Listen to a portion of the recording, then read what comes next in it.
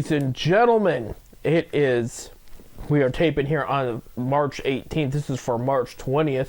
Happy first day of spring. That's either 2024. I can't ever remember, but it's this week. It's not spring outside, though. We got snow. We got snow. It's going to be cold all weekend. Snow last night. Yeah. But welcome to another 10 Cent Beer, the official sports show of Fifth Dimension Radio.com every Wednesday, 7:30 to 8:30 p.m. Eastern Time. I'm Seth. I'm Bob. And the madness has already started for March Madness. We're going to break down the tournament here in a little bit, but long story short, Ohio State lost in the second round there to Illinois, who eventually went to the final and then lost. Right. Yeah. But Ohio State agreed. Well, I will tell you, Jake Diebler, the interim coach, is getting offered the full-time job, which is good for him. Mm-hmm. And they'll be in the NIT. But our Akron Zips, they did it, Bob. They did it. We're going to the dance. They're going to dance. MAC champions for 2024. And thank you, Kent State, for handing us the win there. And that was, yeah. And I'll be honest, if you've heard me the past month or so on this show, I did not expect Kent State to make the final tournament. In the final, the championship round, but they upset Toledo. They upset the number 1 seed, Toledo. Right. They were number 8 seed, and they. Right. I'm trying to remember. Then they beat Bowling Green. Yep. And then they played Akron, and then in case you missed it, it came down to Kent got up by 1 point with 6 seconds left. Accidentally fouled an Akron player. The guy thought it was a legit. Yeah. It was plain intentional foul, but accidentally it was a brain fart, is what it was. Yeah. So he did intentionally foul, but it was like. If he would have paid attention, he would not have mean to foul him, but that put Akron on the line. Akron hit both their free throws. Thankfully, that you can't take those for granted anymore. Tribble. Yep, Greg Tribble there, and Kent missed the game-winning shot, and then as a result, Akron is the champions there. Enrique Freeman is the MAC MVP. For the tournament there. And what a tournament he had. Yeah. Like I told you, these games were going to be so critical for his draft stock, and there's no doubt that it's rise. He had, what was it the other day, was against Ohio, 24 points, 21 rebounds or something. 21 points, 24 points, 21 rebounds. Right. And he had 31 points versus Western Michigan. Yeah, he had 31 points. Then he had 17 points against Kent State. Yeah. It was 17-9. He broke his string of double-doubles there. But he still leads the nation in double-doubles with 30. Oh, he's made his mark in his case, definitely for sure. But just when they need him to show up, he shows up. And he hit that critical 3 against Kent State, too, down the wire there. There was that 1 3 that was against Kent. He threw it up. I thought for sure he was going to miss that long distance. It was a Steph Curry 3. Yeah, way above the arc. And I didn't know he was a transfer from Wichita State. I can't think of his name on top of my head right, which is not good because we know all these guys' names. Let me Thornton. I don't think it was Thornton. Let me pull it up for you here, but an absolute. I know it's not. Raquel. I can't remember. I can't remember. All I know. Shaman Scott, I think it was, who hit that. All I know is they had a great year. We're going to the dance. That's all I know. Right. First time. Well, since 2022. Right. It is the 6th time that we've been to the dance since we've been D1. They're just looking for it. The dance. Everybody plays for the dance. Right. Right. Absolutely. And then they're going to play Creighton at Pittsburgh on Thursday there. If I am correct, I think they are the only Ohio team that made the cut. No, Dayton's there. Dayton's in there. Okay, Dayton's good. In there. Good, yeah, because we usually have maybe 4 or 5 Ohio teams. Ohio State did not make the cut. They made the NIT, as I mentioned at the beginning of the show there. Bob, you want to do a quick run-through of this bracket real quick? Which bracket you want? The NCAA, the big one. You mean for the Midwest bracket with the Akron's in? Yeah, we could do that. I was going to... Of course, Akron's playing Creighton. You got Purdue is going to play the winner of Montana State, Grambling. Right. TCU's playing Utah. Right. Gonzaga's playing McNeese. And I'm going to tell you what, that's going to be a good game. That's what a lot of people are saying. Gonzaga's not what they have been in years past. They said McNeese is underrated. So of course, Kansas is playing Stanford. Oregon, Sanford. I'm sorry. Because it came out weird. But Oregon is playing South Carolina. Of course, at Akron's at Creighton. Texas is playing UVA, University of Virginia, or Colorado State, whoever wins the play-in game. Yep. All right, and then of course Tennessee is playing St. Peter's. That's the Midwest region. There you go. Yeah, winner of the Akron Creighton game will go on and play the winner of South Carolina and Oregon, so that will be tough. And here's the thing I will tell you, Creighton's always a solid team in this tournament. You know, they were in the top 25 earlier this year. Right, and they'll bounce back and forth between that top 25. Like, they're a good basketball program over there. However, the thing Akron has going for them is they're in Pittsburgh this Thursday. Okay, an hour and a half away from Akron. I think that's going to be a home game for this. That's going to be a home game. Yeah, that's. I mean, we're going to get a lot of Akron fans there. Yeah, yeah. I mean, over the years, we've always been seated out west. Right. You know, so. So this is a nice change, but this is going to give them a chance, I think. If they can get the home crowd and, you know, they don't have to travel that far, it's going to, I think this is going to be an advantage. They definitely need to take advantage in this first round here. Well, I don't know if you've seen this, but of course, they gave their predictions of all the games, first round games. And this guy here predicts Akron 65-62. Did he really? Yes, he did. And told you how the rundown is and stuff. That's excellent. Yeah, that's good. So they got a pick in there. One team I'm going to go away just because it's an excitement of the whole dance too. I'm going to go away from Akron for a sec. One team I think people need to watch out for, and I have not made a bracket or anything, but the team playing St. Mary's this Friday, Grand Canyon. Okay. They were the #1 Mid-American Conference team in the country. There you go. Yeah, I mean, I bring them up because after the Zips game on Saturday night, I actually just watched. They had 3 more games after them because there's a bunch of conferences out west that played late. So our time here in the East Coast, it was probably like 10 o'clock over there was 7, and so I just kind of just watched them. I just had them on. I spent my Saturday night there. I watched the Grand Canyon game, and they were absolutely tough. Actually, there was a fight at the end of that one too. 3 people ejected in the last 2.8 seconds. Yes, 2.8 seconds. That was it. But this team is just well coached, a well-oiled machine, and just everybody, even the announcers, were just raving about their season in general. They were just like, this team was very fun to watch. And they said, you have to watch out for them in this tournament because they will surprise you. They're going to surprise They're going to surprise somebody. Right, and that's a team. I just watched it, and I just said, you know what, this is a good, solid basketball team. Something to watch out. Because, again, there are 12 seeds, so people might just kind of write them off right off the bat. But it's like, I want it. I'm going to tell you what, I did my bracket last night, the first round bracket, and I took Grand Canyon. There you go. Yeah, you mentioned Dayton's also in there. Dayton's going to play Nevada in the same region that Grand Canyon's in the West region there. I think that's the only Ohio team. I think Ohio teams in a big dance. I think you're right there. We got some more. This is going to be an interesting match here. I don't know if you saw this. Marquette's playing Western Kentucky. Those are 2 Kentucky schools right there, so that'll be good. Marquette out of Chicago, Illinois. Are you sure? Yep. I thought Marquette was.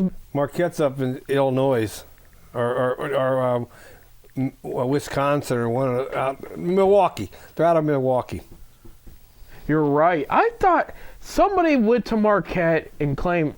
Clearly, they didn't go to the right Marquette. Claimed that it was in Kentucky. No, and they're out of Milwaukee, Milwaukee, Wisconsin. Shows what I know, really. But that's gonna be an underrated match. Either way, my point still stands. That's gonna be a good one there.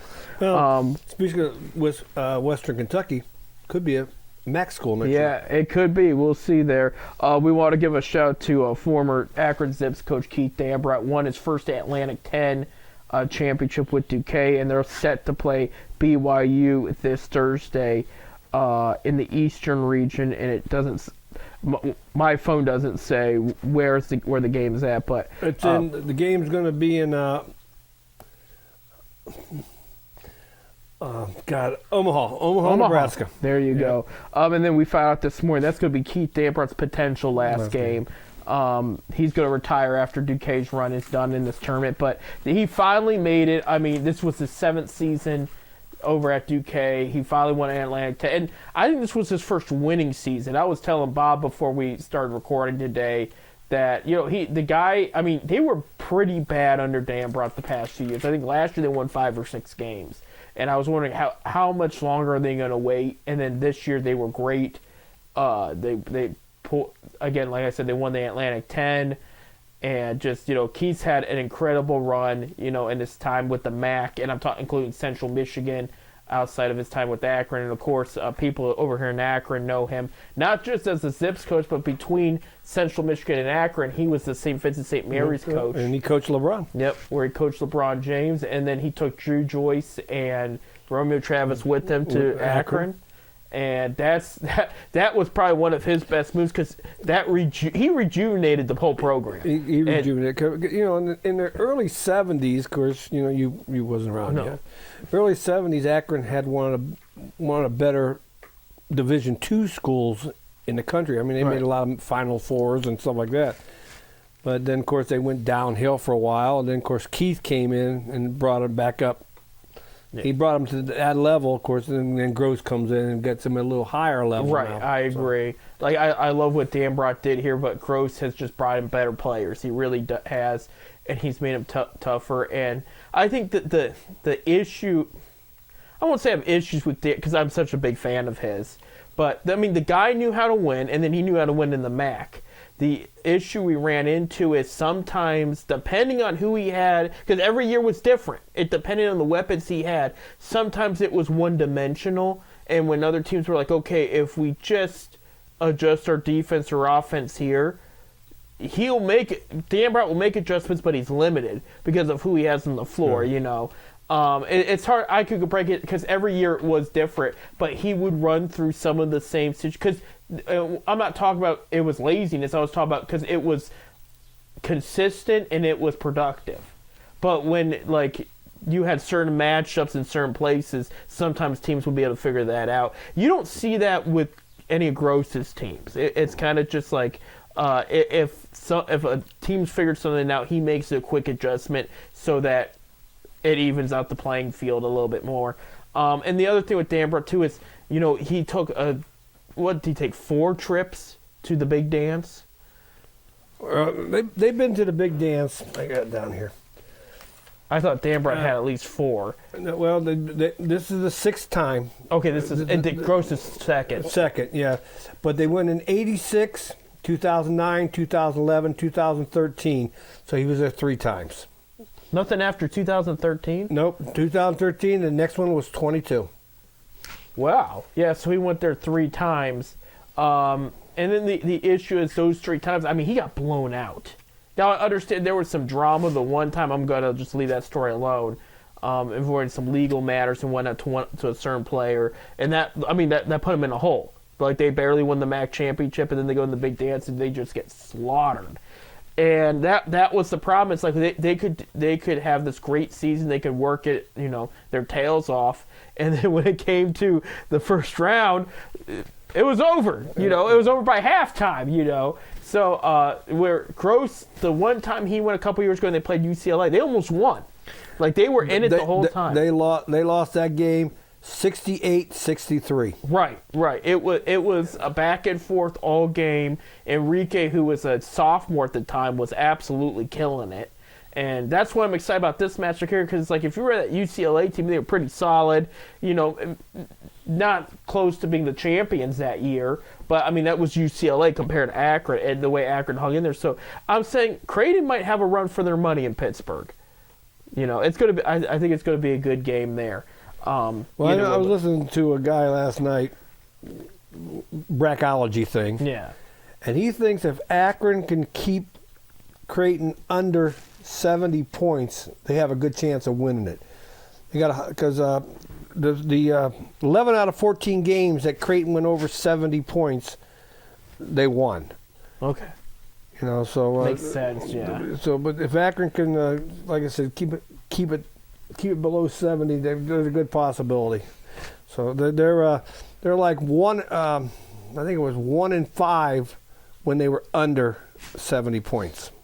There you go. So defense, and Akron has that defense. Akron's got the defense. It's more consistent than some of their offense. Now, I know Akron's 1-3 overall against Creighton in their career. Okay, so they beat them before. They beat them once before, but the last time they played them was in 2016 in the NIT tournament, and Creighton won the game. I think it was 71 to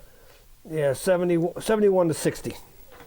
There you have it there. Real quick, Bob, you know, we always talk about the Buckeyes and whatnot. Obviously, they're not in the big dance. Here's a shout-out to all the Big Ten teams that did make it in the Eastern region. Number 9, Northwestern will play Florida Atlantic. Number 8, Florida Atlantic there. So they have made it to the big dance there. Number 3, Illinois will play number 14, Morehead State. And Illinois, I mean, they were... They lost in the Big Ten champion. They lost to Nebraska. Nebraska won their first one, and first one also in the Big Ten period, like because they joined a decade ago, and we haven't seen them win anything, either basketball or football yet. There in the West region, number 9 Michigan State will play number 8 Mississippi State. That should be a fun one there. In the South region, number 8 Nebraska, the Big Ten champions, as we were just talking about, will play number 9 Texas A&M. Number 5 Wisconsin will play number 12 James Madison. I know you got 4 teams went to the NIT tournament. 4 teams in the Big Ten. There you go. Oh, Midwest, of course, number 1 Purdue. Yeah. They made it there. They're going to play the winner of Montana State. And they got a number 1 seed in the dance. They were number 1 seed in the Big Ten tournament, but they were eliminated off quick. Right, they were. That's the thing. Purdue's a great program, but they find ways to just choke. It's just the way it is. That's, I think, all the Big Ten teams that had made it there this year. A lot of SEC, of course. A little more than I thought there would be. Believe it or not, I thought because some teams were very hit or miss in the SEC, but it is what it is there. Looking for a lot of fun basketball. And again, it tips off. I think it's Wednesdays to play. Wednesday to playing games. Thursday starts the tip-offs. Right. The main 64, 68, right. Whatever it is now. And then we'll have Friday, Saturday games. And then there's talk next year 72. That would be interesting. Well, are they going to add another MAC then? I doubt it. You're adding 8 more spots to some MAC. Get another spot there. They're lucky to get a spot. You know, if there was no MAC championship game, right, there wouldn't even be a MAC team in it. Right. I will say this before because we got to wrap up our first segment here. Bob, I told you I watched those other 3 games out west. Okay, after the Zips game, but there was a couple games there. You could have put the whole crowd in your local high school gymnasium. There was not that much. I believe it. But you go to see the MAC game, and I understand, okay, Akron and Kent, they're both near Cleveland and all that. Yeah, you could say what you want. The place was packed. That's all I have to say about it. It looked like a good crowd. Right. The MAC people will show up. And we've seen it where me and you went in 2021 when things were still a little bit more shut down. Remember, we had spread out, whatever. And we met a couple kids from... I think they went to school in Pennsylvania, but they became fans of the University of Buffalo for their dominant associations. Do you remember that? We had people traveling out to see teams they weren't even really associated with. So, I mean, they will show up is what I'm trying to say. The MAC will bring you ratings, and you'll see it this Thursday in Pittsburgh against Creighton when you see all those Zips fans in there. So there'll be a lot of Zip fans there. Yep. Hopefully, maybe. Who knows? We might even be there. Yep. We got to take a break. When we come back, the Browns and the Steelers make surprising moves over the weekend and add more quarterbacks to shake up the AFC North. That, and we'll talk a little bit of Cavaliers coming up. Stay tuned.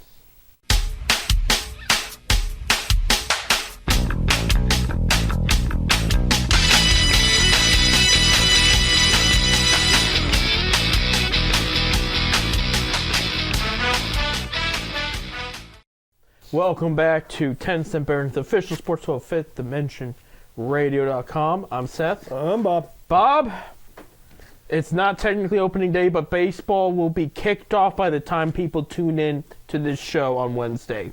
Here, the San Diego Padres and the Los Angeles Dodgers are heading out to South Korea for a 2-game series on the 20th and 21st of March, and those will be the 2 official games of the baseball regular season. And that's wrong. It's weird. No, for years, the first game of the season was always the Cincinnati Reds. Right. You know, and I'm getting this is. I don't understand. It was always the Cincinnati. Right. Being the first professional team ever to play the game for years. They first, you know that. Right. They can take it. You know. Well, it's not even in America. It ain't even in America. It's in Korea. It's in South Korea, and of course they're just trying to get more money overseas. We've seen NFL do it, and rumor has it the Browns will be participating in one of those games this upcoming season. We've seen the NBA do it, where the Cavs recently went to about early February went to France and beat the Nets. Like I said, the NFL's been doing it for a long time. Right. Next year, I think they go to Mexico. They're going, no, not Mexico. They have 3 games in Germany, 3 in London, and then 1 in Brazil. And the rumor has it week 1 in Brazil is going to be Eagles and Browns, and Eagles would lose a home game. But that's not official, but that's the rumor. So Browns would be involved in the first Brazil. Yeah, Brazil, their football is a soccer ball. And they're very good at it. They're very good at it. They're good. But our women's team was better. Our women's team won the Gold Cup there. I know I was thinking about it, you know, what happens if the Kent State men would win. Then you got the men's and the women's both going to the NCAA tournament. Right, which we've seen happen before in certain other situations. I will say, too, I looked it up, and correct me if I'm wrong here, ladies and gentlemen. Speaking of Kent and Akron, this was the first time Akron beat Kent 3 times in a year. Kent did it in the 07, 08, or the 06, 07 season. They beat him 3 times, Akron 3 times, but it's never been done the other way around. So, finally, we got you. But I'll tell you, that's the rival. That's a rivalry. There are 11 miles separate these 2 schools. Second shortest distance between Duke and North Carolina. Right, in the NCAA there. So, but congrats, ladies Flashes, for making it.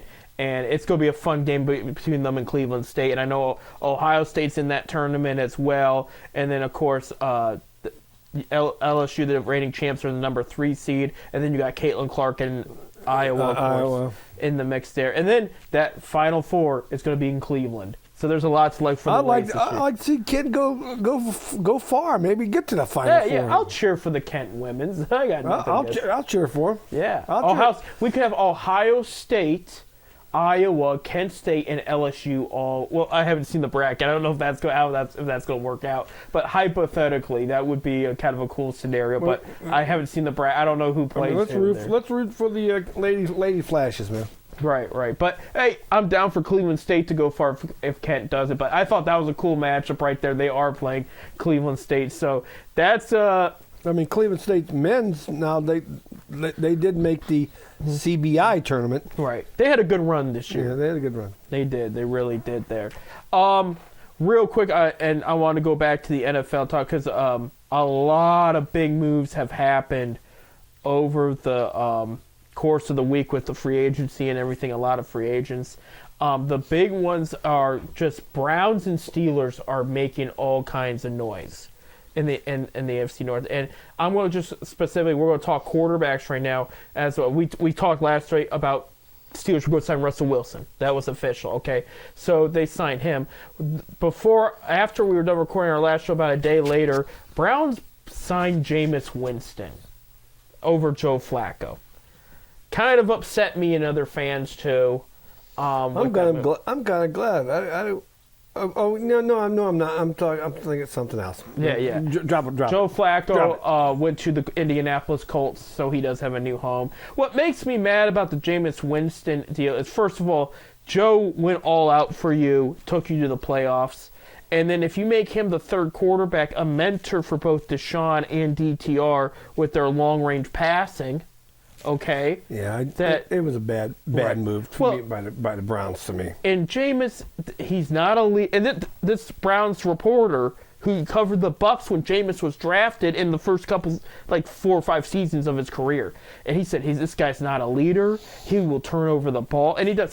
He has a strong arm. His accuracy's up for question, but the guy was known for being the first player to have over 30 touchdowns and 30 interceptions in the same year.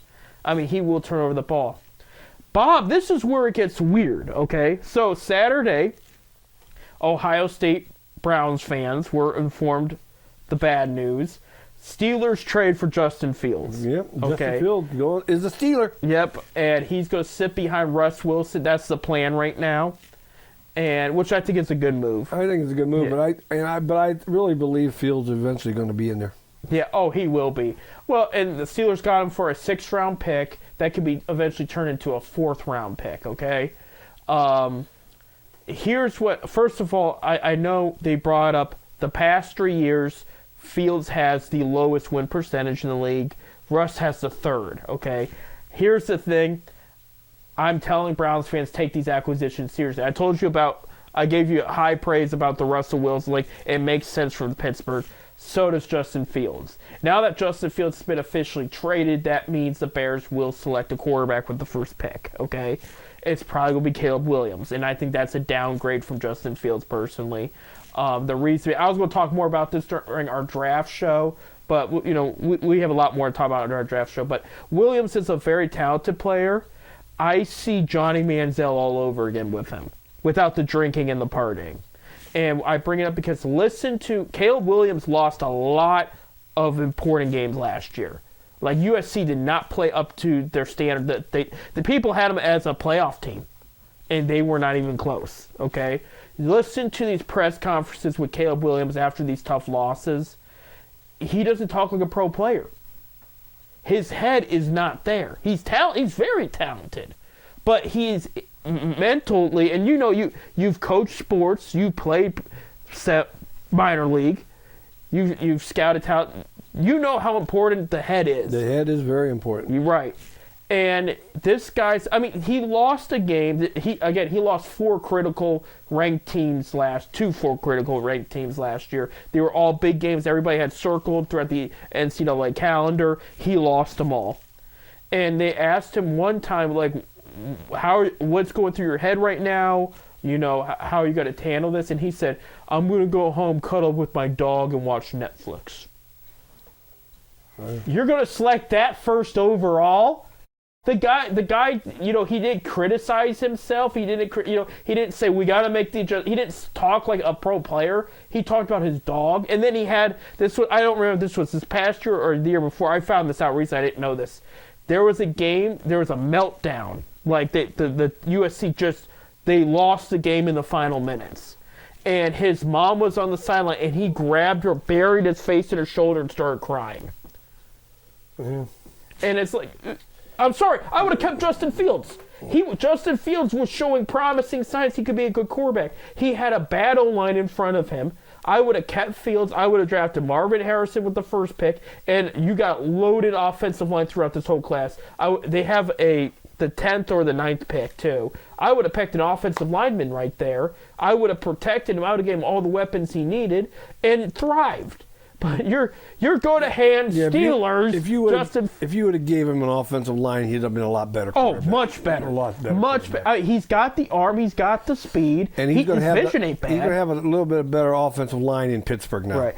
Pittsburgh still needs to work on theirs, but it's better than what the Bears. They have a better overall system, and I understand Arthur Smith's going to be his 1st year in Pittsburgh, but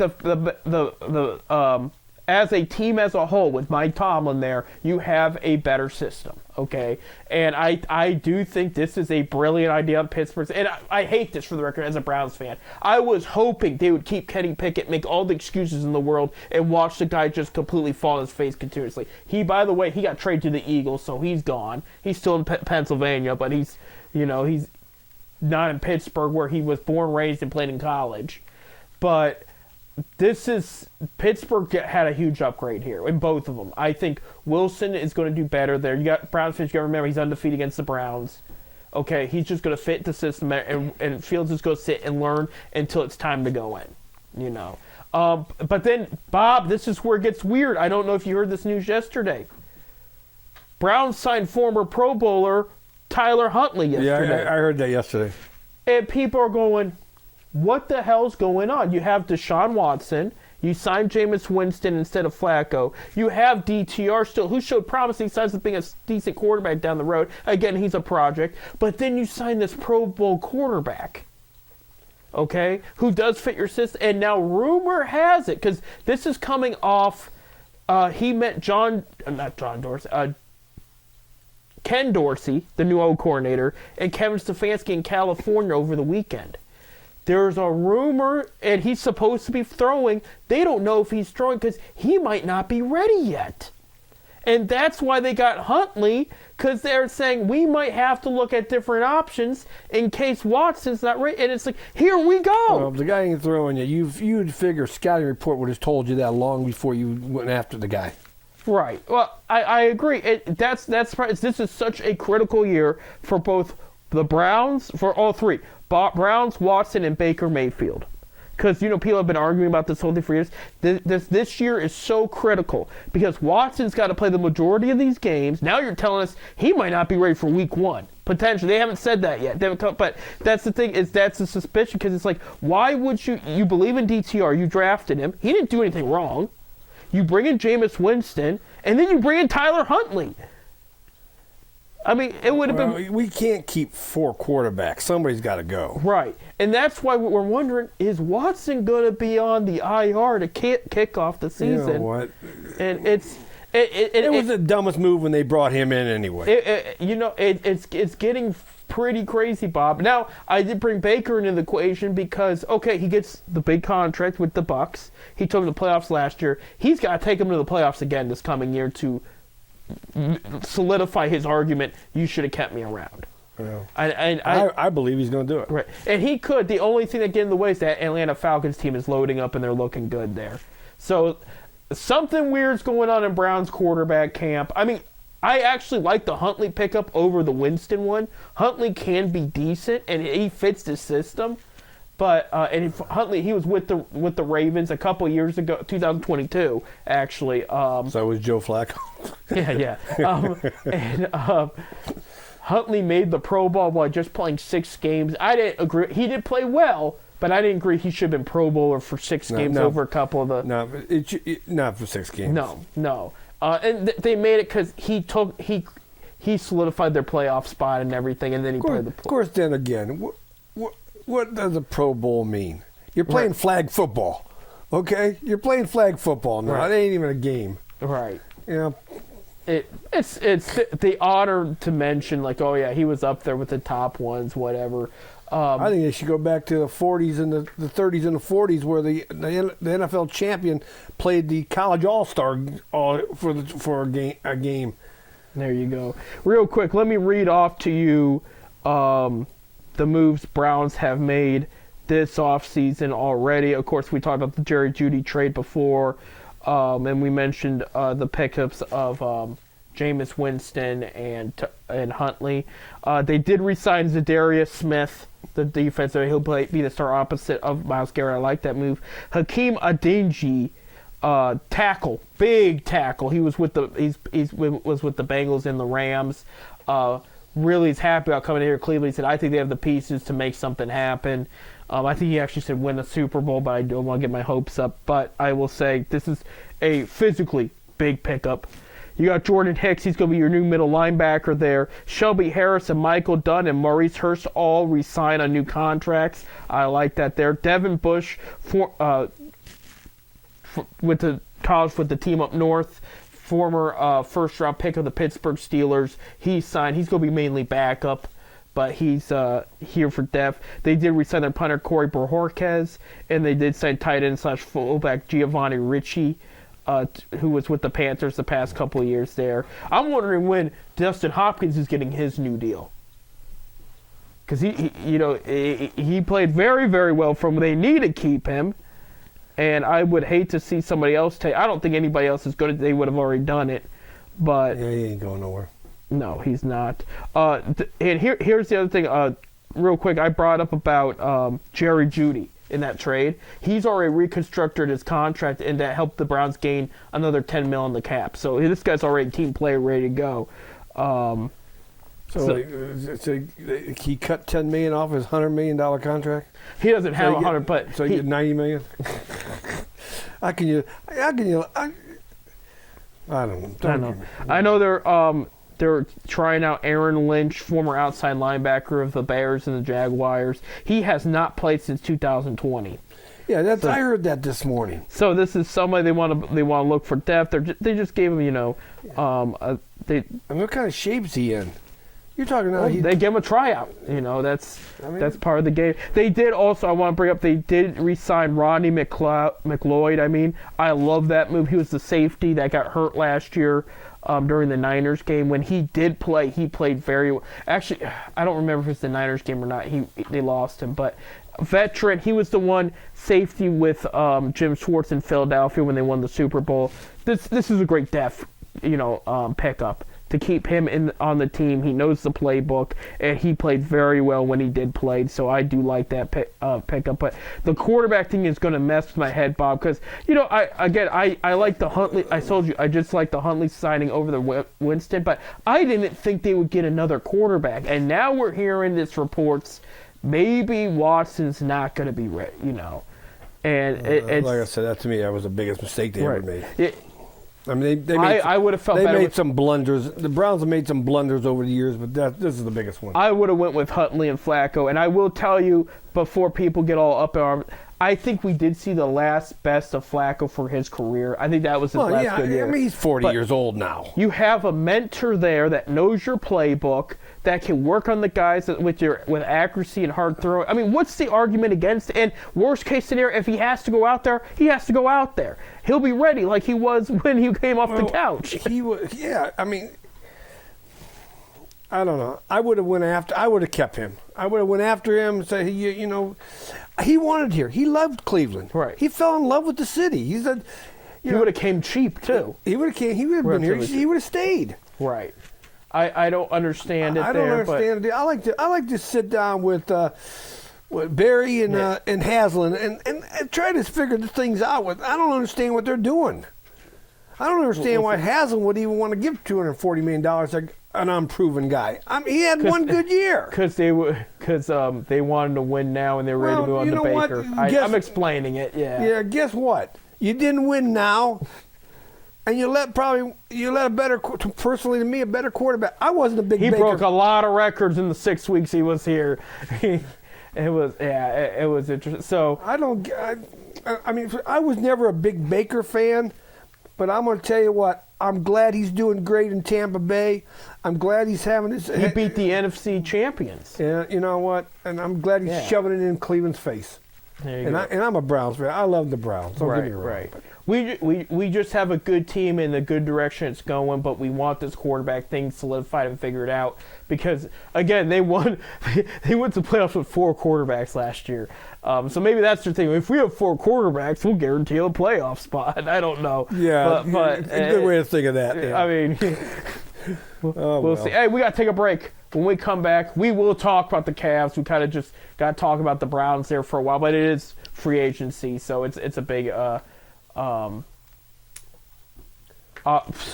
time period. I was thinking of another word, but whatever. But hey, we'll talk about the Cavs, talk about the Guardians. Baseball's almost here, Bob. We can feel it.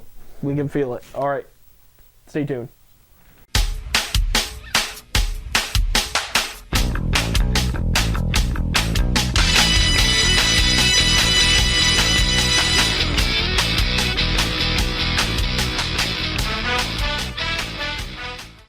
Well, welcome back to our last segment on this 10-cent beer night, our second and last show in March.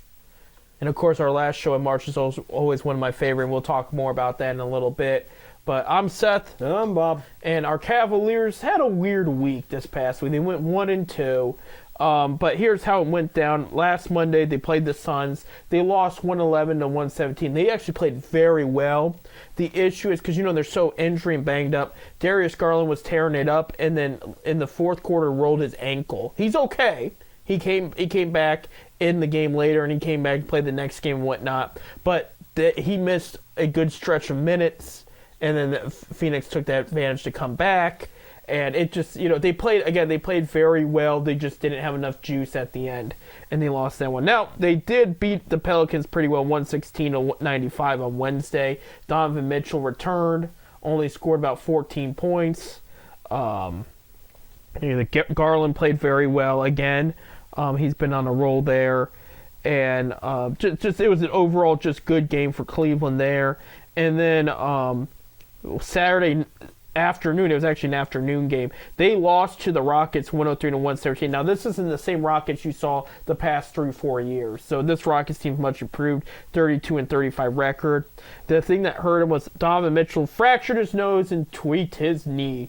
And so he is out for tonight's game, Monday night's game there already. But they just did not play very well. Tristan Thompson back after his suspension. He had 5 points and 5 rebounds against the Rockets. What was he suspended for? Steroids. Steroids? Yeah. They got steroids in basketball? Yes. Oh. Because he got suspended 25 games. That's first I heard that. I know football and baseball, they go after him. It was like player enhancements, but it was steroids, what it was, yeah. Which is why he always came off so mean at some of those games, I think. But no, Tristan means well, I'm sure. But they did sign. I want to make sure I got the right Morris brother here. It's senior though. Yeah, Marcus Morris, Senior, to a deal. He's got a brother in the league, so I want to make sure I got the right one. But to a 10-day deal. They're going to try him out, see if he fits. He was with the 76ers. He was traded to the Spurs in a deal, and then was cut from the Spurs, and he decided he wanted to give Cleveland a try. And it's a solid pickup for good forward with some good defense and a good long range shooting. So he might not be a sharp shooter, but he'll hit it when he's open. So This is a solid pickup for them with all the injuries they're having because, all right, Mitchell tweaked his knee. He broke his nose. He's going to be out. We don't know what's going on with Strus. He has not been – it's been a couple weeks now since he's been with the team. So, and then Dean Wade's got a personal issue that he's going to be doubtful. He's probably not going to play tonight. So they've been down a couple guys. But we'll see if Morris and Thompson can help him out. If Garland and Allen can carry the load a little bit more. This is their schedule this week. By the time you hear this, you already know the winner of Monday night's game at the Pacers. Wednesday, they're at home against the Heat, and that one will be on WUAB. That's one of the first games that will be broadcasted there. Friday, they have a national game on NBA TV. They're at Minnesota. Minnesota's going to be looking for revenge for the Cavs beating them a couple weeks ago. And then on Sunday, they're against the Heat, but this time in Miami. So to put it into perspective real quick, Cavs are in third place in the East, or a game and a half, about 2.5, no game and a half from the Bucks, excuse me. Celtics already clinched their playoff seed. Pacers are 6th with 38-30 record. Heat are 7th with 37-30 record. And then out west, the Timberwolves are 3rd with a 46-21 record. Better record than the Cavs right now. So it's going to be a very important week this week. I would prefer them to be at least 3-1 just to feel comfortable. But with all these injuries, I think worst case scenario, if they could go 2-2, they can't go lower than that. I know Indiana's got to beat them twice so far this year. Yeah, and Indiana's slowed down since then too. They had a hot start. Heat are good. They don't have the pieces they thought they would at this point. Like they thought there'd be a major trade right now to get Butler some more help, but that didn't happen. You still have Bam Adebayo. Tyler Hero's still not he's still hurt. He has not been he's been barely available all year. So that's one that's hurt. But this is going to be a very important week for the Cavs in their final stretch of games, because they only got, I think, 4 weeks left, something like that, of games, and then it's playoffs. Well, to play 82 games, so right. What's their record? And they're 42-25, so they played 67. So they got 15 games, 17 games left. So it might be like 4 or 5 weeks left then. 4 or 5 weeks. Yeah. It will fly. So they're still in good shape. It's just we need them. We need more results there. I think the Rockets game kind of hurt them more. I understand the Suns loss. I can let that go because again, this is a very good Suns team and they played very, very well. I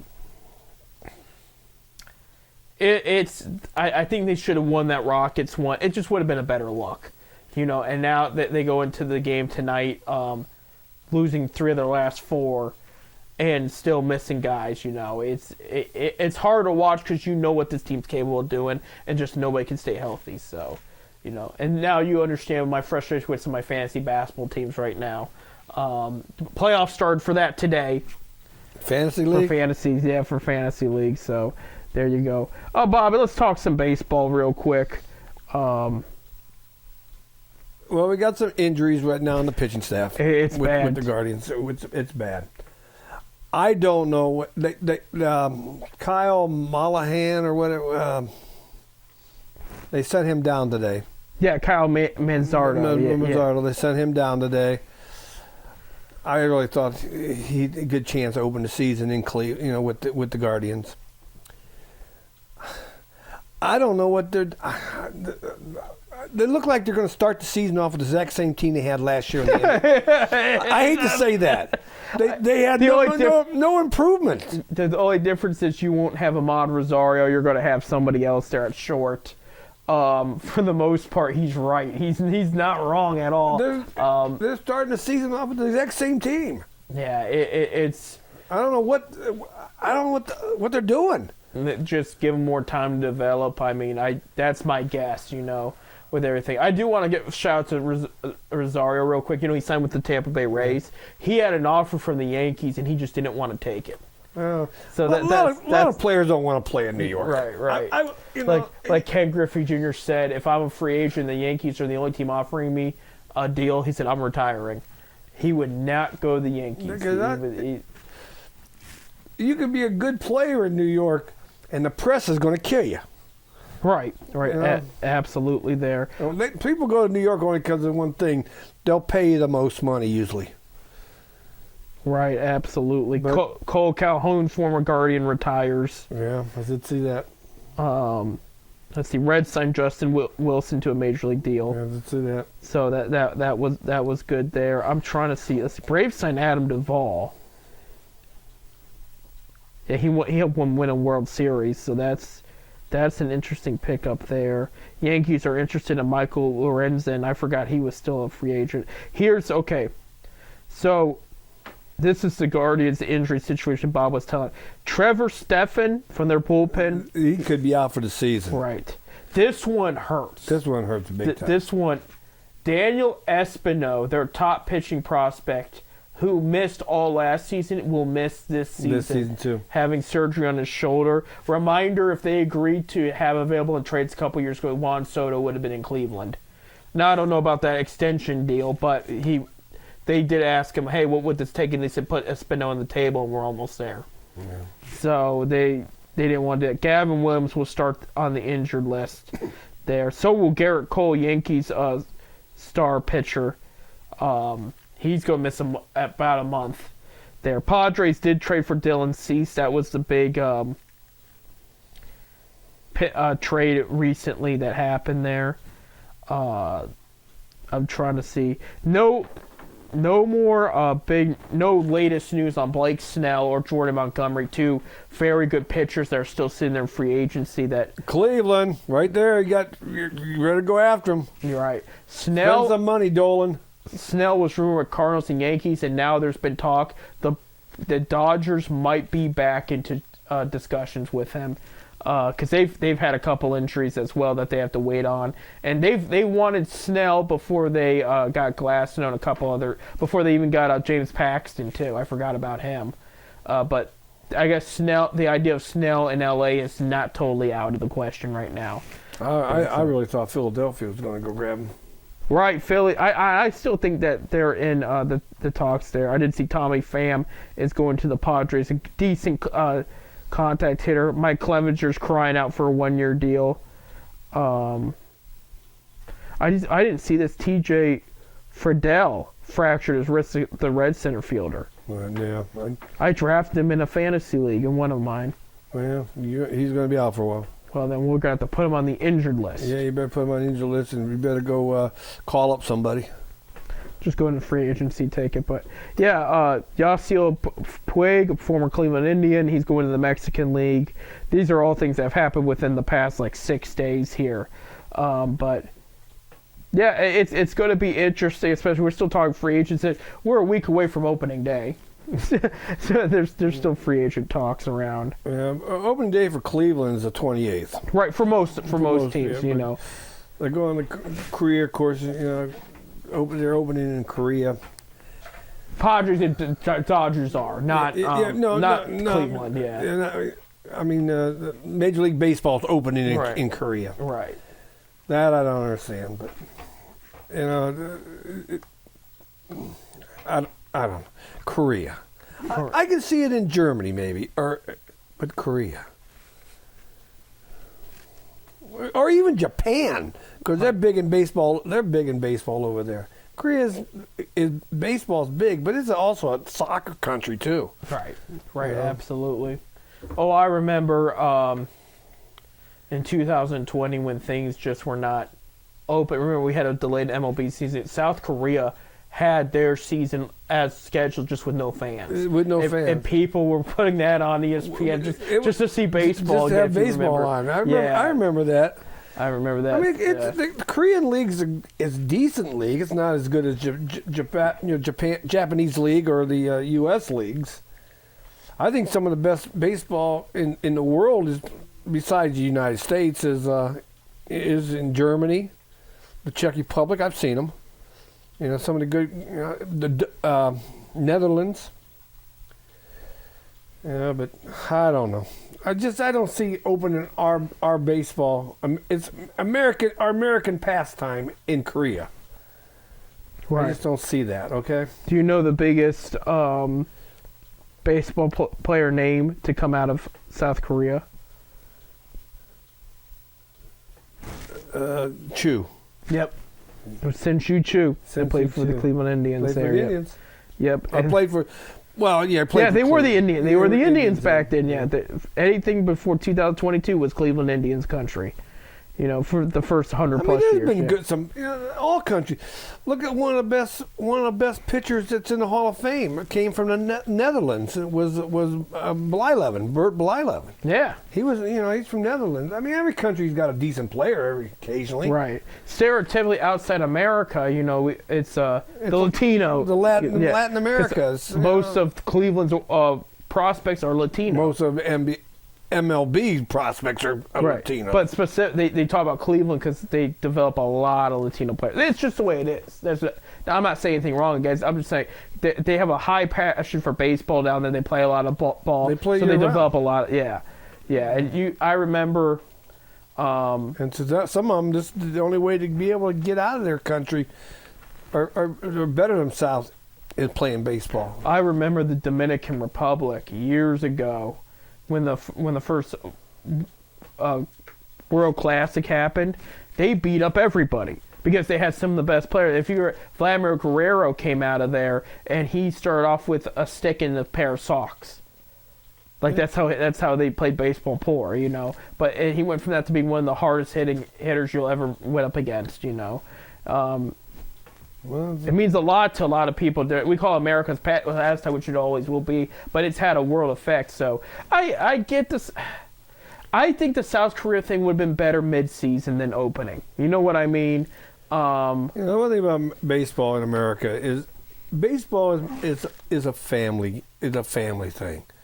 It ain't like football where it's not. You don't see a lot of kids at the Browns games because of the tailgate. No. Baseball, you take your wife, you take your kids, your grandkids. I mean, it's basketball too at times. Basketball at times, but baseball is more baseball than anything else. Right. Nice summer evening with the family out.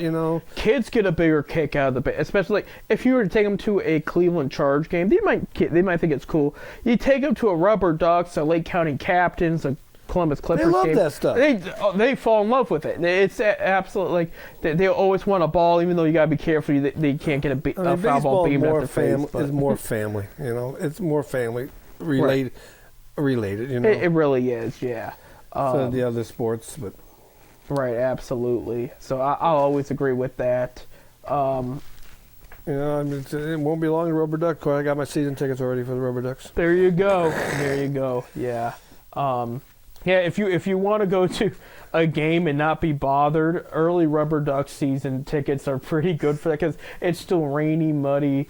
Especially the weekdays. If you go on a Tuesday or Wednesday, nobody's really there. You can just sit by But Fridays and Saturdays because of a firework night. Fireworks, bobbleheads, all kinds of stuff. Yeah, weekends are great to go down to the Rubber Ducks game. Usually their Thursdays are Thursdays. I think it's the same thing. No, I do got my ticket for May the 7th for the Myrtle Beach Pelicans because I'll be in Myrtle Beach golfing.